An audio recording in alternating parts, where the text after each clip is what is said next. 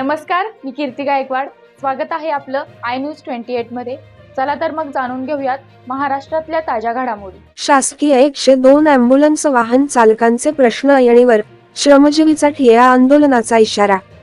पालघर जिल्ह्यातील जिल्हा शल्य विभागातील 102 अँब्युलन्सवर काम करणारे वाहन चालक यांनी वारंवार लेखी पत्राद्वारे आपल्या तक्रार व समस्या मांडल्या असून त्याला फक्त केराची टोपली दिली गेली. याच्या निषेधार्थ श्रमजीवी कामगार रयत संघटनामार्फत जिल्हा शल्य चिकित्सक व जिल्हा परिषद अंतर्गत येणाऱ्या 102 रुग्णवाहिकेचे जिल्ह्यातील संपूर्ण कामगारसह जिल्हा शल्य चिकित्सक कार्यालय पालघर येथे 28 ऑगस्ट 2024 रोजी काम बंद ठिय्या आंदोलनाचा गर्भित इशारा लेखी पत्राद्वारे केलेला असून पुढील मागण्या प्रखरतेने मांडल्या आहेत.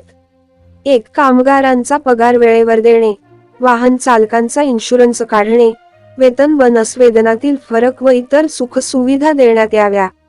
2. मेघरूड झेप या ठेकेदाराकडून मार्च मे 2022 पासून न भरलेला पीएफ भरणा करण्यात यावा.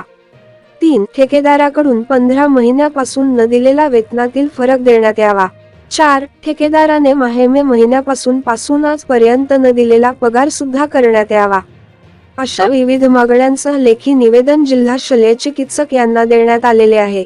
पाहूया प्रशासन आंदोलन होऊ देते की ठेकेदारावर कारवाई करून मागण्या पूर्ण केल्या जातात हे येणाऱ्या काळात दिसेल. इंडिया न्यूज 28 साठी प्रणय प्रभाकर पाटील, पालघर जिल्हा ब्युरो चीफ ची रिपोर्ट.